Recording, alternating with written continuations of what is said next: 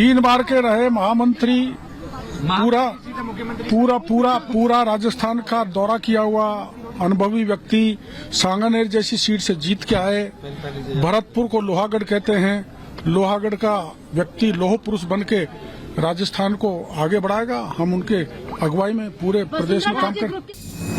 3 राज्यों के सीएम विष्णु, मोहन और भजन।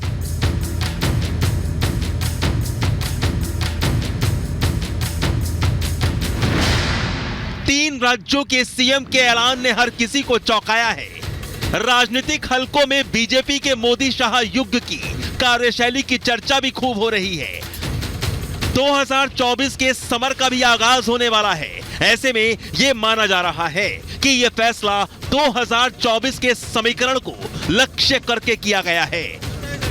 विरोधी जन भावनाओं के निरादर करने का तंज कसते रहे, लेकिन बीजेपी ऐसी आलोचनाओं के दबाव में नहीं आती, किसी तरह का कोई प्रेशर नहीं लेती।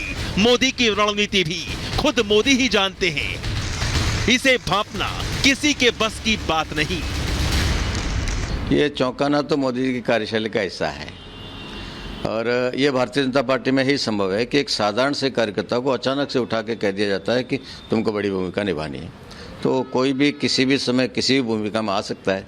ये मोदी राज में सब कुछ मुमकिन है।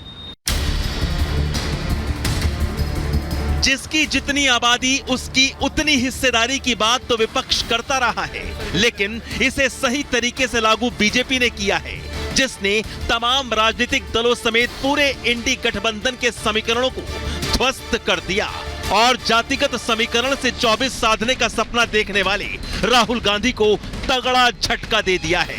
छत्तीसगढ़ में विष्णुदेव साय को मुख्यमंत्री बनाकर आदिवासी वोट बैंक को साधा गया है। वहीं मध्य प्रदेश में मोहन यादव से ओबीसी को साधने की कोशिश की गई है और राजस्थान में सवर्णों को साधा गया है। यानी बीजेपी में अब महत्वपूर्ण पदों का सबसे खास आधार जातिगत समीकरण है। अब जब जो जिम्मेदारी दी है उसको निर्वहन करने का पूरा प्रयास किया है और उसको बखूबी निभाने की हमने कोशिश की है और अभी भी अगर जो जिम्मेदारी शीर्ष नेतृत्व ने दी है उसको हम निभाएंगे। भारतीय जनता पार्टी की एक विशेषता है, हिंदुस्तान में यही एक ऐसी पार्टी है जो साधारण कार्यकर्ता को राष्ट्रपति भी बनाती है, प्रधानमंत्री भी बनाती है, गवर्नर भी बनाती है, बड़े से बड़े दायित्वों पर बिठाती है। यही पार्टी है और कोई दूसरी पार्टी नहीं है। बीजेपी में आज पार्टी आलाकमान की तरफ से जो लकीर खींची जाती है उसका पालन हर हाल में सुनिश्चित होता है और पार्टी की सफलता दर सफलता मिलने की वजह यही है। खेमेबाजी और गुटबाजी को भी कोई जगह नहीं दी गई, सबको धीरे धीरे किनारे लगा दिया गया, जिससे 2024 की जीत की राह आसान हो सके।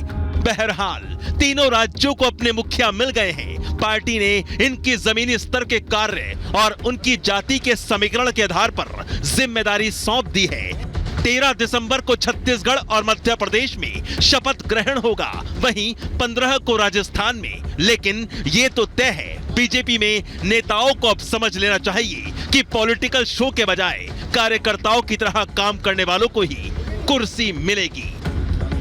Bureau report, Republic Bharat.